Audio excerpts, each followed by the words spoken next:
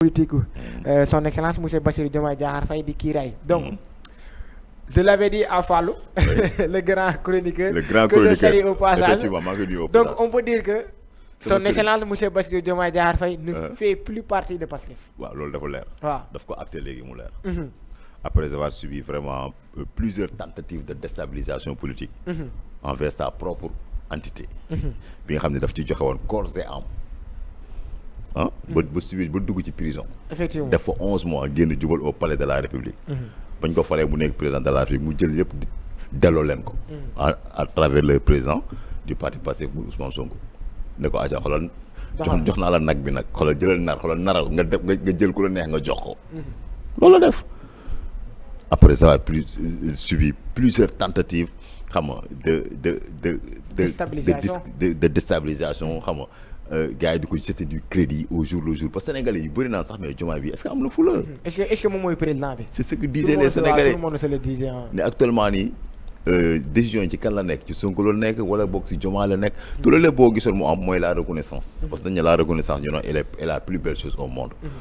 Elle n'est ni interrompue par le temps ni ébranlée par la distance mais elle reste consolidée dans le cœur.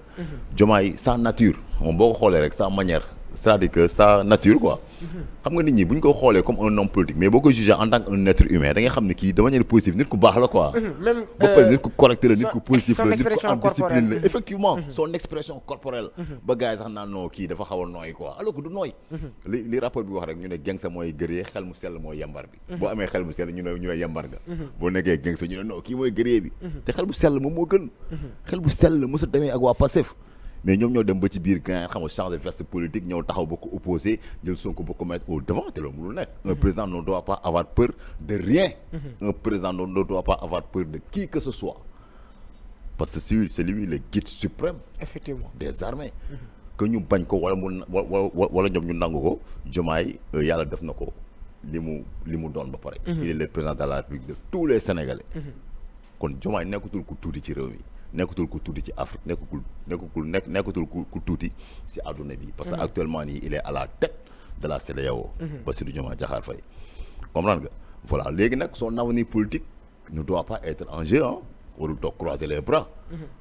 parce que si les hommes de bien se croisent les bras le mal va l'emporter. Diomaye ne doit pas ba pare am na reconnaissance boo partagé bu moom envers Pastef ak coalition Diomaye président. Diomaye kan moo ko porté woon. coalition à Diomaye la présidence. mais coalition Diomaye président moom moo ko porté. mais ñu bëgg a taxaw nag ba ñëw tey kan moo ñu ko trahir sax boo xoolee ba biir Sonko moo ñu ko trahir. c'est une question parce que coalition Diomaye président moom moo jël Diomaye yóbbu ko au palais de la République. ba jëmee ci élection législative Sonko nu mu def daa jël coalition bi sànni fële. indi Pastef teg. loolu moo ko may 130 députés tey à l'Assemblée nationale tey mu jël Assemblée nationale bi def ko tey benn arme de guerre envers le président de la République loolu c'était de la trahison. trahison la parce que moom coalition Diomaye bi da cee àndoon à 100%. ay Mimi Touré ay Abdourahmane Diouf ñoom ñëpp bañ fa nekkee waxu leen dara. parce que boobu lenn rek la gisoon mooy nag Diomaye nekk président comment accéder au pouvoir comment accéder au pouvoir. ba ñu accéder au pouvoir nag mu ne voilà coalition bi dama koy sànni fee indi Pastef teg vous avez trahi. à part la vérité divine toutes les vérités sont relatives. bu amee lu mu wax Diomaye moom amal nañ ko loo xam luñ ko mën a waxal Diomaye lu ëpp. sa waay man wuy ma je ne suis pas avec Diomaye de. je ne suis pas avec Diomaye je ne suis pas avec Macky je ne suis pas avec Sonko. non je suis avec le peuple sénégalais. voilà man je suis avec le peuple man je parle de manière objective quoi. comprendre nga voilà kon je pense bien que ni Diomaye li mu def nii suite logique politique la sa waay. suite logique politique la bientôt la ñuy dissoudre assemblée nationale bi te boo xoolee actuellement nii député yi nekk assemblée muy majorité absolue bi Pastef am. ils sont contre le président de la République. ñu ngi koy menacé ci ay motion de censure ak yooyu dugal fii génnal fële. comprendre nga léegi nag bu ñu dissoudre assemblée nationale bi mën na cumuler les deux élections. muy municipales yi ak assemblée législative parce que il ne faut pas avoir peur gain. il ne ba pare entité bu ko xeeb boo xoolee. il y a plus de 300 et quelques maires yi nga xam ne dañoo ñëw rejoindre le nouveau parti du président de la République Bassirou Diomaye Diakhar Faye bu tudd Kiraay. xam nga les patriotes républicains. xam nga seen slogan nekk ce qu'on appelle la patrie d'abord. la patrie xam nga la patrie avant le parti je pense que ni loolu boo ko déggee mooy da nga war a respecter ce qu'on appelle la république. effectivement la république da nga war a respecter les symboles de la république respecter les institutions de la république.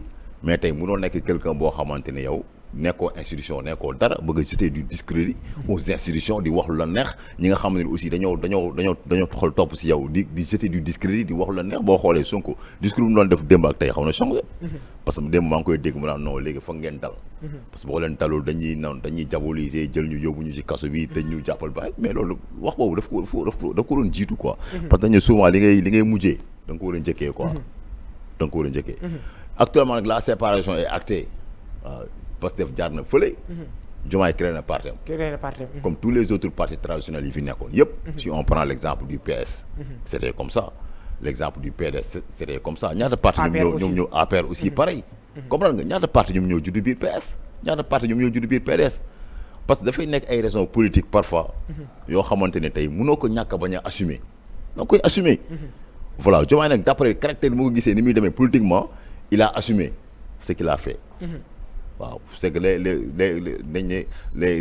il ne faut pas avoir des regrets les erreurs n'appartiennent qu'à les gens yi nga xamante ni c'est-à-dire que amuñu conviction ak foi quoi ci nga xam ñoom aussi dañ koy def Diomaye acté na ko jeex na élection ñoom ñaar ñu jàkkaarloo c'est tout donc pour finir ci suñu actu chronique du jour tu penses que ni li nga xamante ne mooy parti bii di Kiiraay war na mun a am benn représentativité dans le milieu politique au Sénégal parce que gis nañ beaucoup de maires sànq ci te wax nga ko rejoindre Diomaye gis nañ aussi beaucoup de pastefiens jóge nañ Pastef ñooñu ay cadres la ñu woon aussi waaw notamment gis nañ ki nga xamante ne mooy l'actuel gérante ci li nga xamante ne mooy comment dirais-je Aïda Mbodj bu mu doon diriger Aïda Mbodj waaw mooy non kii ni entité bu mu doon diriger mooy FONGIP non c'est pas FONGIP DER autant pour moi DER gis nañ la ki nga xamante ne moo koy jiite léegi moom tamit Pastef la nekkoon mais léegi mu ngi Diomaye président parce que gis naa mu ngi doon wax ci li nga xamante ne mooy benn interview mu ko doon soulever aussi gis nañ beaucoup de gens yoo xamante ne ñu ngi commencé di tendre vers li nga xamante ne mooy parti bii di Kiiraay donc mun nañ jàpp ni Kiiraay fii rek ñuy dem li nga xamante ne mooy élection war na mun a am benn représentativité sur le wala ci milieu politique Sénégal bien sûr liggéey la rek liggéey la parce que actuellement boo amee plus de 300 maires sur 557 communes au Sénégal nga am 300 maires actuellement nga am la moitié mais il faut continuer votre travail rek xam nga parce que politique du ay bureau c'est sur le terrain c'est sur le terrain te bul xeeb benn entité boo xeeb bis dina ñëw dina la daf lay jommal effectivement comprendre nga te Diomaye gis naa ni peut-être que sénégalais yi ñu ngi commencé am sympathie politique envers lui du ma ne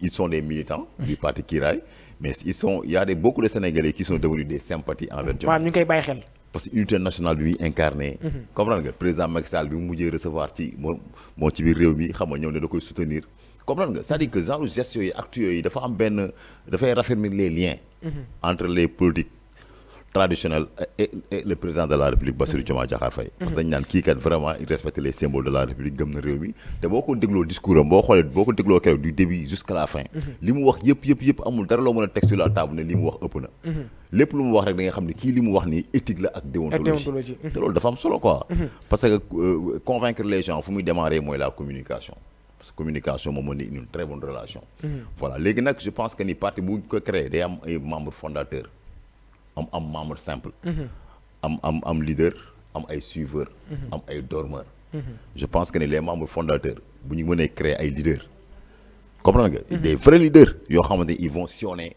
le tour du Sénégal des cadres jéem a waxtaan ak gars yi xam parce que am nañ aussi mouvement jeunesse maa ngi dégg ñu ne am nañ guney Diomaye je pense dañ ko tuddee xam nga comme tey jeunesse patriotique sénégalaise lu mu amee biir Pastef jéem a convaincre les jeunes wax que ne ñun kat on est là pour le peuple la patrie d'abord loolu aussi war na mën a convaincre gars yi ñu ñëw gën a massifier parti bi gën a am doole affaire il faut pas avoir peur xoolal politique la rek te président du une personne président mécanisme la voilà te au fur et à mesure ñuy dem au fur et à mesure parti bi bébé la xam nga quelque temps mën na dem ba am 10 ans ba am 20 ans ba am 30 ans après ba am 50 ans ba dem retraite nag c'est ça affaire yi gëm-gëm la rek quoi merci beaucoup Vito Kinpi lu ñu waroon waxtaanee ci suñu actu chronique d'aujourd'hui jeexal nañ poñ yi donc sans doute vous le savez tous les lundis dañuy am deuxième partie